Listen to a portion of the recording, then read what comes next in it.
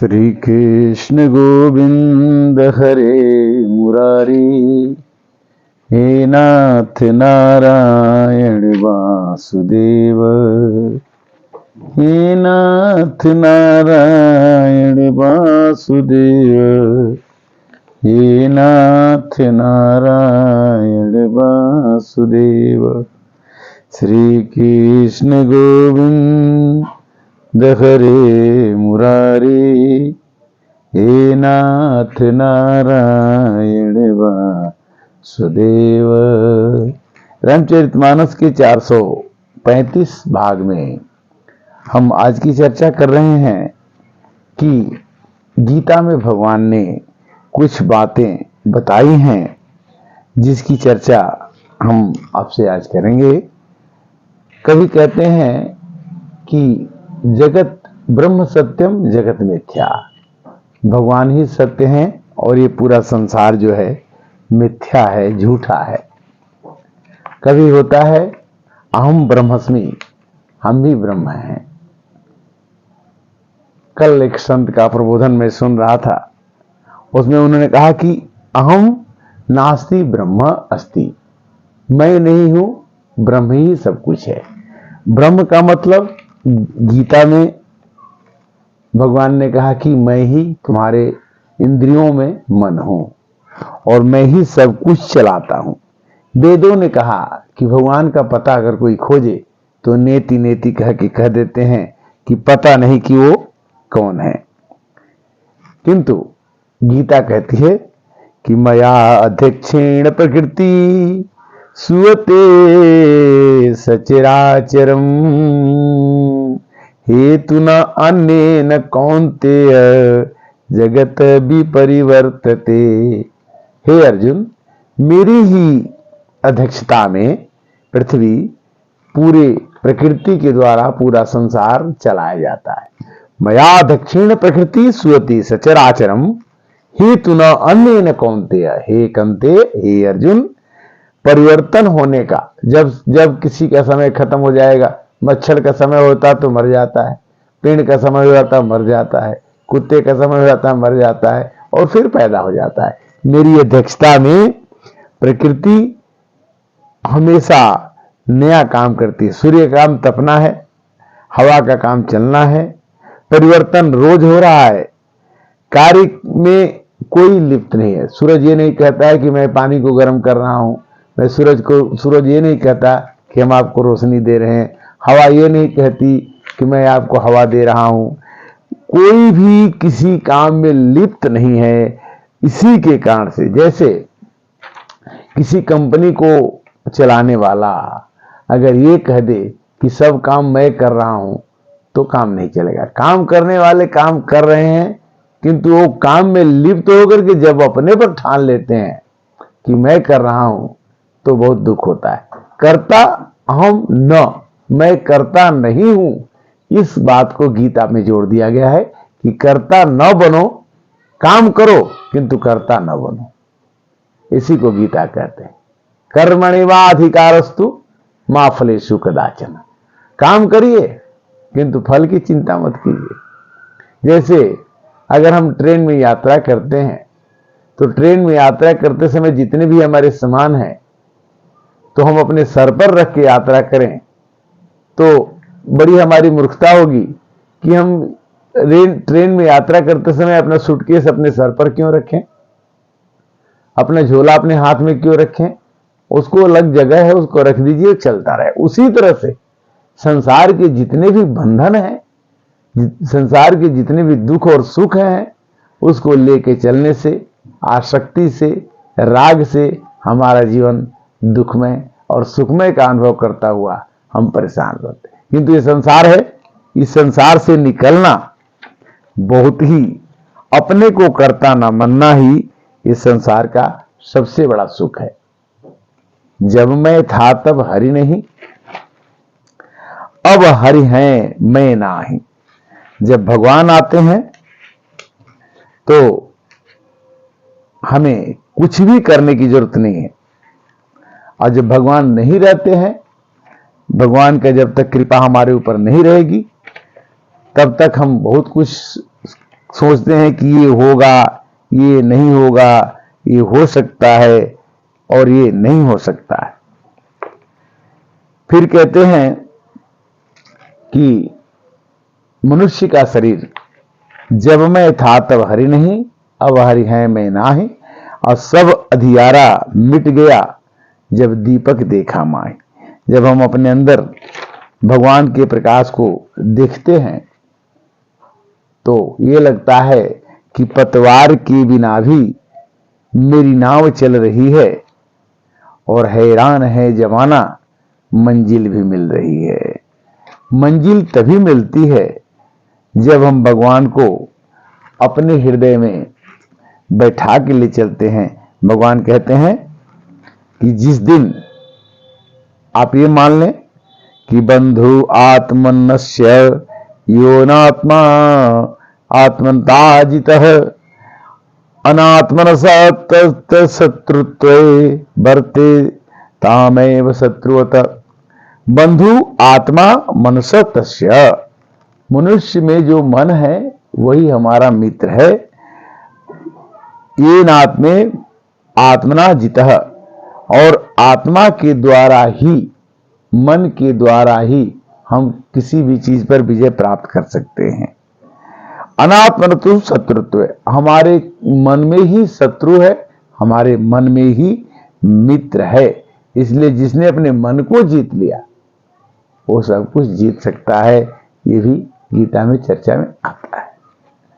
कहते हैं कि यदा हीना इंद्रियार्थेषु न कर्मसु न उच्यते सर्व संकल्पम सन्यासी योगारूढ़म तदुच्यते। जिस समय में न तो इंद्रियों को भोग में न कर्मों में आसक्त होता है, उस समय में त्यागी पुरुष योग में प्रवेश कर जाता है। भगवान कभी कभी ये कहते हैं कि जब तक हम योग में अपने मन को नहीं लगाएंगे, योग मतलब जोड़ने की प्रवृत्ति में, भगवान के साथ जुटने की प्रवृत्ति में नहीं लगाएंगे, तब तक हमारा जीवन पतवार के बिना भी मेरी नाव चल रही है और हैरान है जमाना, मंजिल भी मिल रही है। करते हो तुम कन्हैया, मेरा नाम हो रहा है और प्रभु आपकी कृपा से सब काम हो रहा है। कहते हैं कि प्रकृति क्रियमाणानि गुणे कर्माणि सर्वशः अहंकार विमूढ़ात्मा कर्ता अहम इति मन्यते।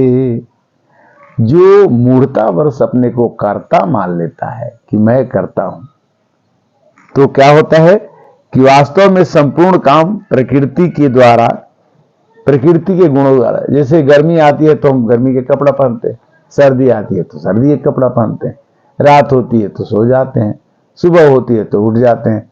अब हम आप उसके विपरीत चलना शुरू कर दें कि मैं नहीं तो रात में मैं नहीं सोऊंगा, मैं जगूंगा, दिन में मैं सोऊंगा, तो उल्टा करने से, प्रकृति के विपरीत करने से हमारा अस्तित्व कम हो जाएगा।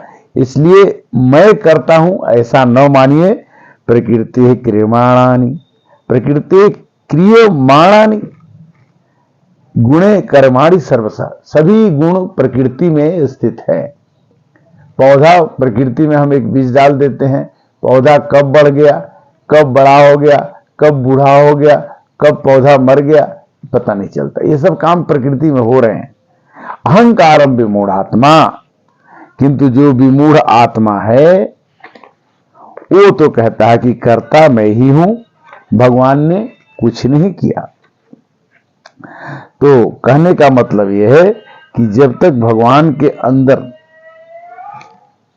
अगर आदमी भगवान को कर्ता मानता है तो फायदा क्या है कि लभन्ते ब्रह्म निर्माण मृष्य क्षीण कल्मषा छिन्न देता यथात्मानः सर्वभूते हिते रता।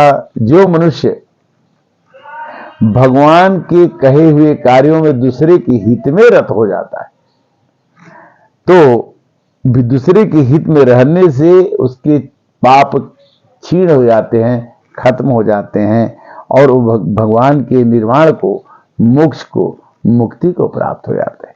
लभन्ते ब्रह्म निर्माण मृषयः क्षीण कल्मषाः छिन्न दत्ता यतात्मानः सर्वभूते हि तीर्थः। जिसके सब पाप नष्ट हो गए हैं, जिसके सब संशय ज्ञान के द्वारा सब समाप्त हो गए हैं, जो संपूर्ण प्राणियों के हित में है, जिसका जीता हुआ मन निश्चल भाव से परमात्मा में स्थित है, वो ब्रह्मविता परम शांति को प्राप्त हो जाता है।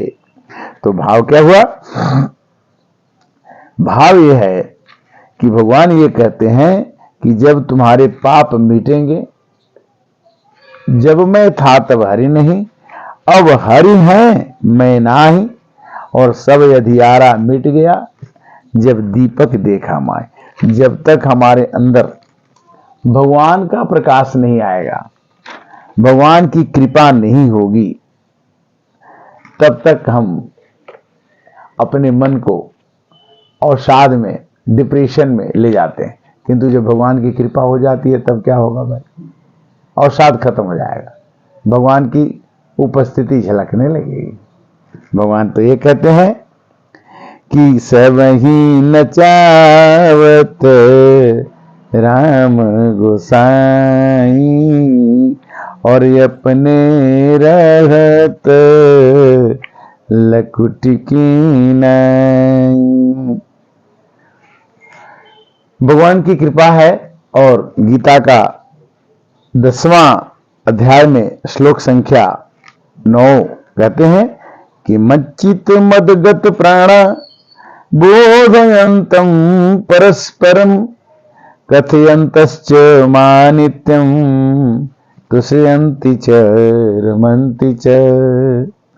निरंतर मुझ में मन लगाने वाला और मुझ में ही प्राणों को अर्पण करने वाला भक्तजन मेरी भक्ति की चर्चा करते हुए, प्रभाव बनाते हुए, गुण और प्रभाव सहित मेरा कथन करते हुए निरंतर संतुष्ट रहते हैं। संतुष्ट वही है, सुखी वही है जो भगवान को समर्पण करके, अर्पण करके काम को करता है। मुझे वासुदेव को निरंतर रमण करते हैं। वासुदेव सर्वमिति स महात्मा स दुर्लभम। गीता की चर्चा हम आपसे कर रहे हैं, और गीता अगर घर में हो तो ठीक है, नहीं तो गीता का अध्ययन पढ़ना चाहिए और इसकी चर्चा करनी चाहिए। गीता के श्लोक को सुनने के बाद अगर धीरे धीरे अभ्यास में अगर आ जाएगा, तब पता चलता है बहुत दिनों के बाद, बहुत वर्षों के बाद, बहुत जन्मों के बाद कि हमारा जो जन्म हुआ है वो भगवान के भक्ति के साथ में काम करने के लिए हुआ है। क्यों? कि कलिकाल कुठार लिए फिलता, तन तम्र से चोट मिली न मिली, कर ले हरिनाम अरे रसना, यह अंत समय में हिली न हिली। राम का भजन करना, भगवान को याद करना, यह मनुष्य का परम कर्तव्य है। जब तक हम भगवान को भजते रहते हैं तब भगवान हमको भजते हैं। कहते हैं वो कि जो मेरे को भजता है प्रीतिपूर्वक, मैं उसको भी प्रीतिपूर्वक भजता हूं। मेरे कोर्ट में, मेरे जो दरबार है, इसमें न्याय होता है। मैं तो कुबेश किए कुबेश साध सन मानू, जिमि जंग जामवंत हनुमानु। मैंने तो जामवंत को, हनुमान को भी अपना वो बना करके, उनको पूज करके संसार में दिखा दिया कि संसार में कोई भी चीज खराब नहीं है, और किसी को भी कितना बड़ाई दिया जा सकता है और उसको बढ़ाया जा सकता है। ये मनुष्य के ऊपर डिपेंड करता है, निर्भर करता है कि वह किस रूप में किस चीज को बनाता है और किस चीज में देखना चाहता है। श्री कृष्णाय वासुदेवाय हरे परमात्मने प्रणतः क्लेशनाशाय वासुदेवाय नमः, वासुदेवाय नमः, वासुदेवाय नमः। आज का कथा का विश्राम यहीं पर। हमें कर्ता का भाव मिटाना चाहिए, और कर्ता का भाव मिटा करके सर्वभूते हिते रहता रह करके दूसरे का हित कैसे, इस भाव से जीवन में रहने से मनुष्य का जीवन संतुष्ट, सुखी और आनंदित रह सकता है। हरे कृष्णा।